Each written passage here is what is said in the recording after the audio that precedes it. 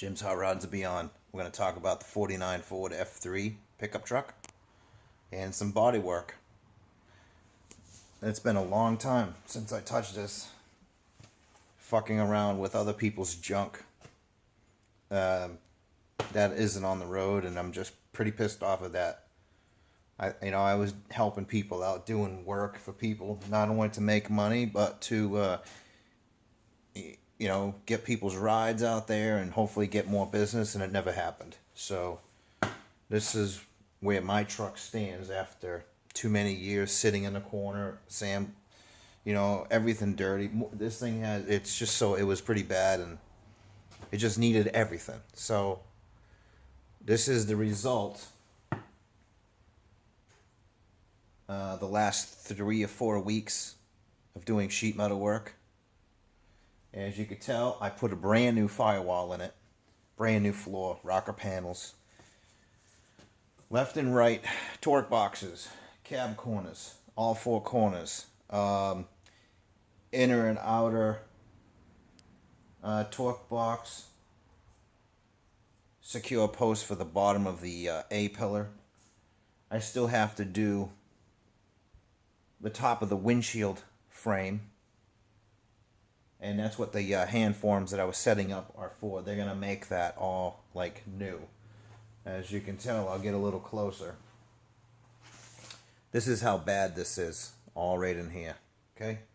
I'm going to see, this has been like this, but all rusty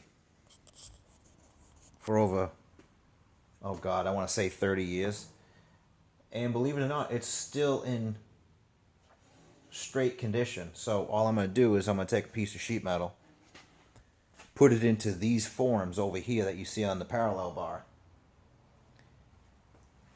and recreate this. Okay? And you can see how nice this is going to be. It'll look just like factory. Okay? So let's see. I'm going to get out of the picture and you can look at this. In order to do this, all of this has to be taken off the old firewall, which I have done. I didn't show anybody that because you know what the original firewall looks like. The original front fenders wore a hole through the bottom of the skirt. In order to fix that, you'd have to spend like $500 per side to getting new sheet metal. So I hand fabricated a new one, stitch weld the cut, put new lower corners on, a nice patch in here, done. Relocated all the factory holes for the hinges, heater box. I believe I talked about that in another video if I did post it. Started seam sealing the corner. This is all fresh bare metal still. I still have to scuff the new firewall up, grind this, and this is only spot welded right in here on the bottom because I'm gonna I gotta cut that out still and blend it into the floor for the transmission tunnel. So we're gonna see that. Let's go to this side.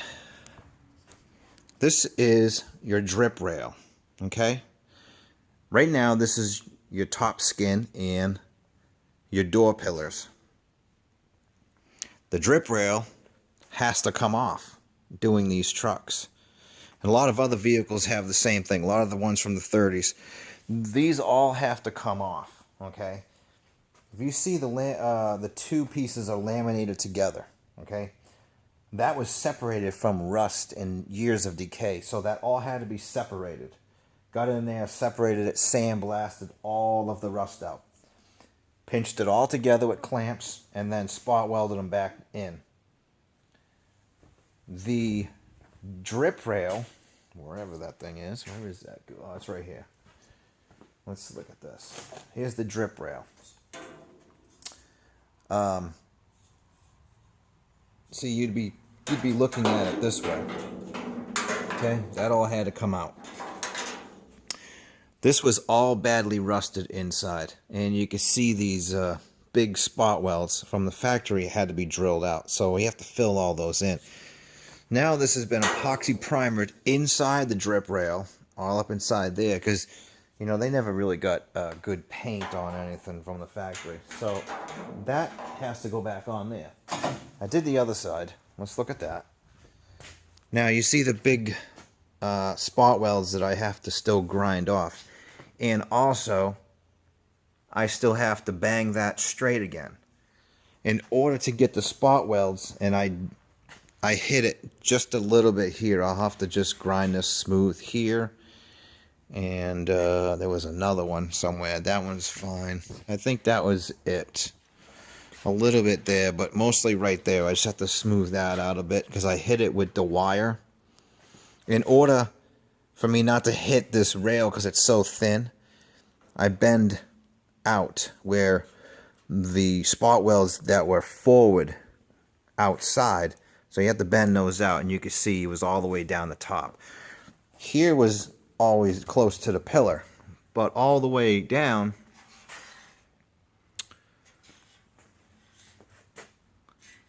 this all had to be bent out. So now I have to go back, hammer and dolly that flat. This is right where it's supposed to be. So just take this, bend it to this, here to this. So it's all straight again. It's pretty simple. And then you got to go back in, grind both sides, smooth everything out. Okay. Welded up this seam. I still have to weld up this seam right here, all the way across to the other side where I already did this side. And all in here. This is all set. This whole lamination was separated from years of decay. So push it back together, stitch weld this right back up. All in here too, in the pillars. Let's see. So right now the only thing I have done is all the inside has been ground. This has been ground flat. Put a little seam sealer in here. I'm letting the seam sealer behind the firewall. Let's look at that. You can see all the new seam sealer. I'm letting this cure. All the brand new torque boxes, everything. I mean, look how nice that came out. It's just beautiful.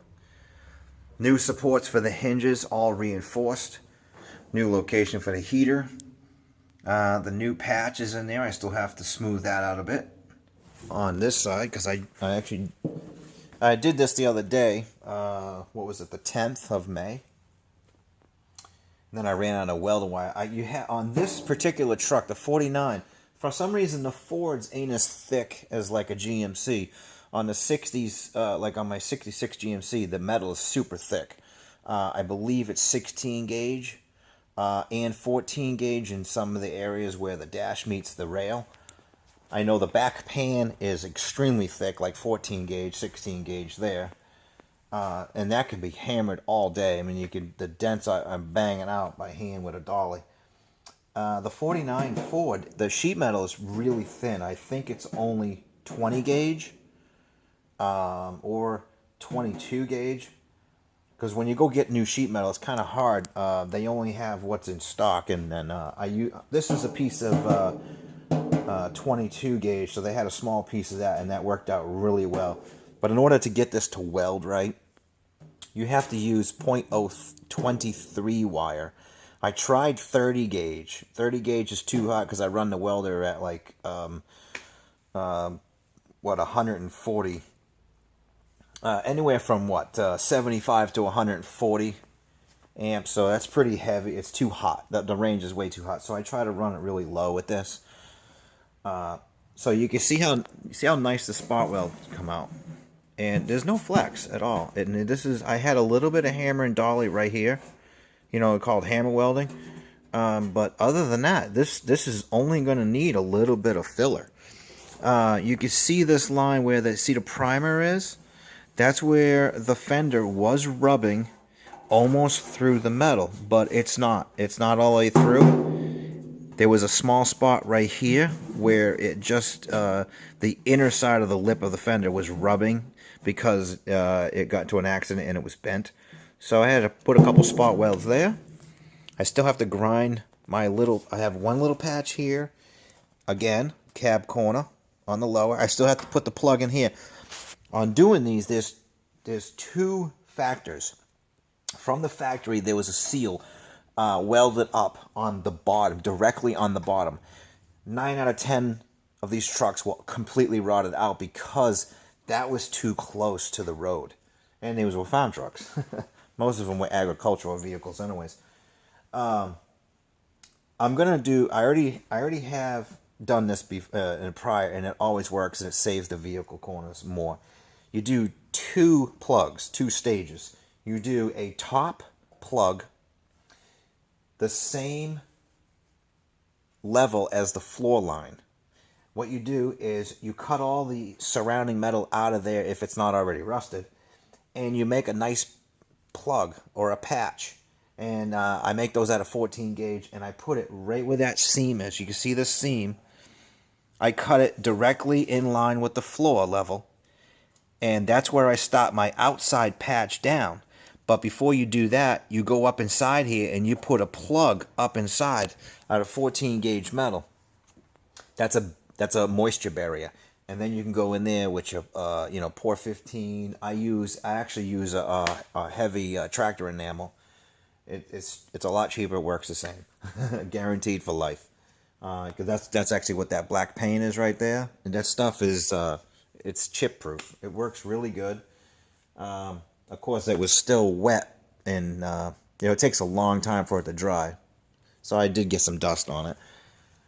So you put that in there, put some seam sealer up inside there, on the top and on the bottom, and then once that's dry, that's what I'm waiting for now to dry.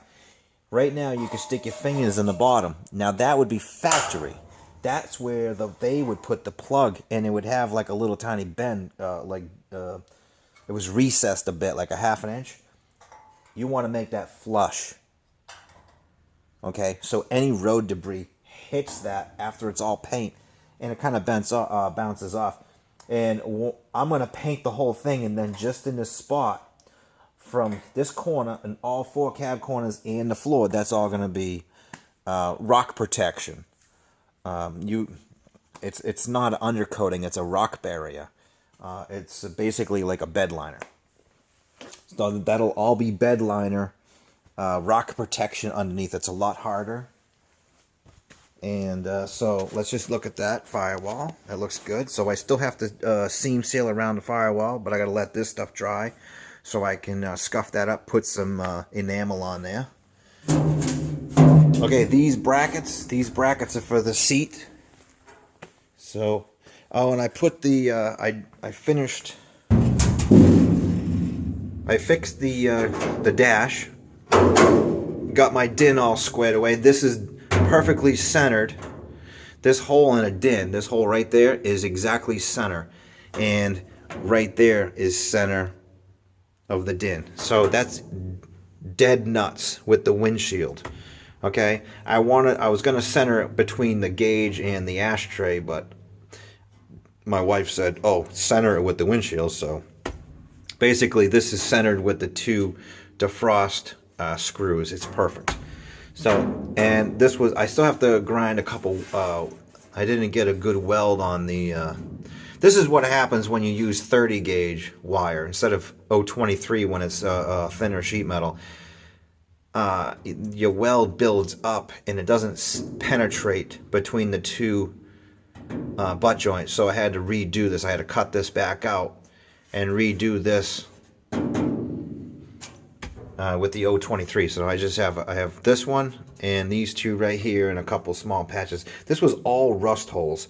You can see I still have to do these ones here and a couple in here. Same thing. There's 4 or 5 over here. That's for the trim, and then I still have this to do. So, and that's snapping with the floor flexing. That won't be there anymore. So, meantime, doing that, had to order some new welding wire. Got some new welding wire, At the same time, I ordered more parts. I have another, my outside door handle on the right side back ordered. Stainless steel mechanisms for the door latch. Those have been back ordered, but I got all the rubbers.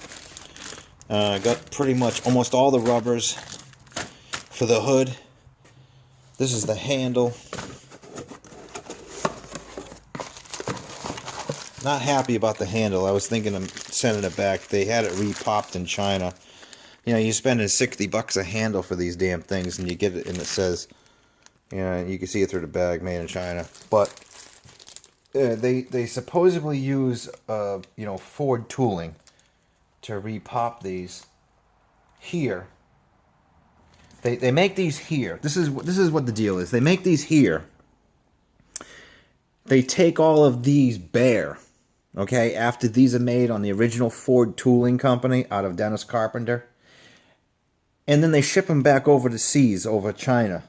And the reason why is because the fucking EPA here isn't allowing us to use chroming facilities anymore. There's a couple in this country, but they'll be out of business. I heard Atlas Chroming or something like that shut down for months because they said it was a water default or something like that. I think that's a bunch of bullshit.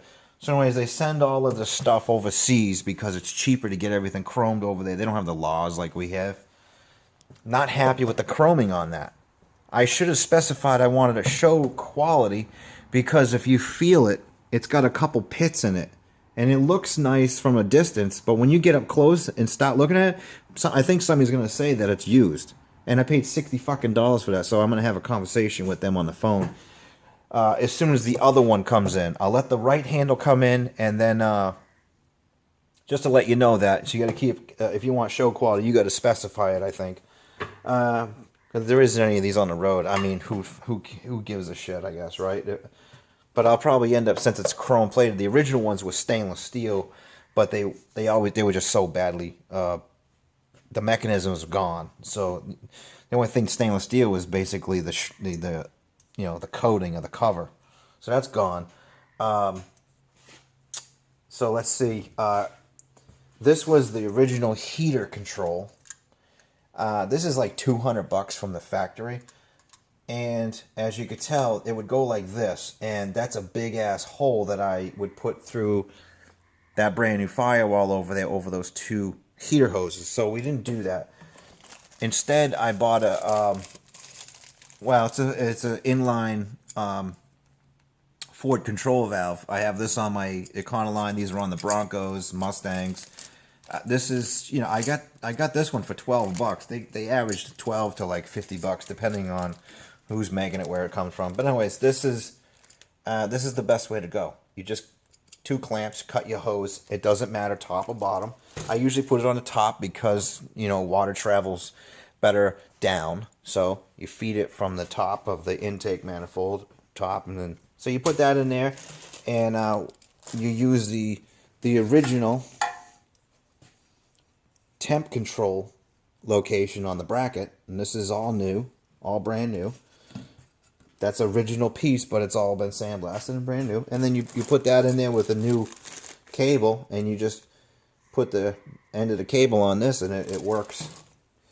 Those are all the brand new motor mounts. Believe it or not, this right here, this is original. This is 1949. It had a Ford stamp on it, and it's rubber, but when I sandblasted it, you know, it kind of got rid of it. There's a little bit of stuff still in there, but this thing is like new. And what this is, this goes on the bottom of the floor. This is your pedal stop, so it doesn't slam into the floor and dent it. I can't replace these, you know? I mean, I was going to buy new ones, but why? This thing is like mint. Put it in a sandblast cabinet, it looks new. So you got 2 of those, and if you look, this is all the brand new rubber, and there those are. Again, they look new. It's mint. So the heater boxes all brand new, all been redone, even down to the factory runs. I was trying to get it perfect. This is a chip-resistant enamel, tractor enamel actually, so it's guaranteed for life. From the factory, these things were all, it was like, it wasn't showroom quality shine, and I was going to get it shiny. But then I'm like, you know what, I'll put an extra coat on it, see if it comes, shrinks back, and it did. So it actually looks just like the factory coating, and it's got a little run, and I put some runs in it here. It's a little too shiny here, but that looks mint. I also ordered the subwoofers. Since everything is going to be, the engine, you can see the engine, blue and silver, truck's going to be silver. I haven't showed you the seats, but there's the subwoofers right there. Those are pile drivers. They're not the most money in the world. I was going to buy, I really wanted Infinities. When I built the box like 5 years ago. And when I built this, the first reference series Infinity subwoofers, that's where I got the dimensions off. Well, those ain't available anymore. They discontinue them. So I never bought the subwoofers when I made the box because I had other projects. So that bit me in the ass. So I had to try to find subwoofers to fit the original box, or I'd have to make another box. Happened to be, I'm looking around on the internet, and there they were, pile drivers, and they're blue. It's pretty damn close to being Ford blue. These are good for a 1,000 watts right there. I have the Street Machine Auto Tech amplifier. It's good. I think it's good for 2,300 watts. So that's going to be pretty good. It's just sitting on the box right now. But this is going to mount to the back of the cab right behind the seats. So these are all bolted in. It's all pre-wired, ready to go with heavy gauge cable. I just basically put this on the wall, plug that in. And now, as soon as I get all of the sheet metal work done, which is a couple plugs, and I have to do the lower patches on these corners. As soon as I get those done,